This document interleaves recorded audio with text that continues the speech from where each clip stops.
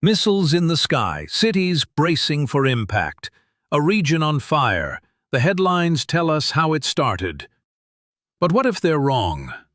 What if this war didn't begin with a strike, but with a signature? This is the story of war told backward, and the hidden hands that set it in motion.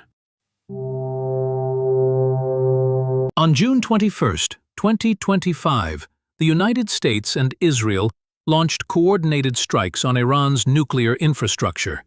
Trump, in a televised announcement, confirmed what satellite images had already shown.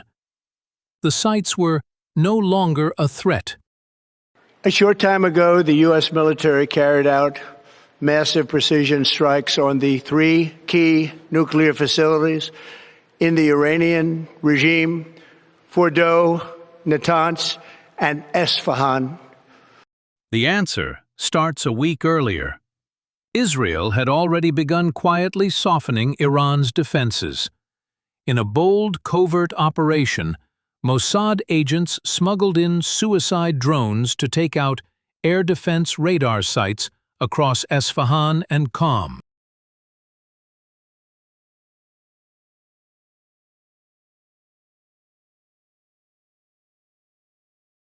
Before that, Israel had been under siege, not just from one border, but four: Iran's proxies, Hezbollah in the north, Hamas in the south, Houthis from the Red Sea, and even militias in Syria, flooded Israel with rockets, drones, and cruise missiles.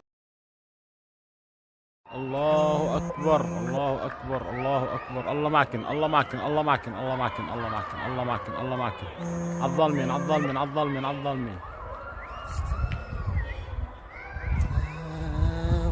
لا وين وكعين وكعين وكعين وكعين وكعين وكعين وكعين وكعين وكعين حيفا حيفا حيفا حيفا حيفا حيفا حيفا على حيفا.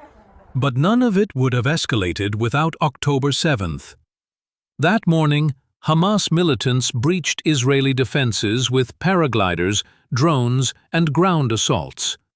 Over 1,000 Israelis dead in hours. Today marks the tragic anniversary of the October 7th, 2023 attacks against Israel, where 1,200 men, women, and children, including 46 Americans and citizens of more than 30 countries, were slaughtered by Hamas.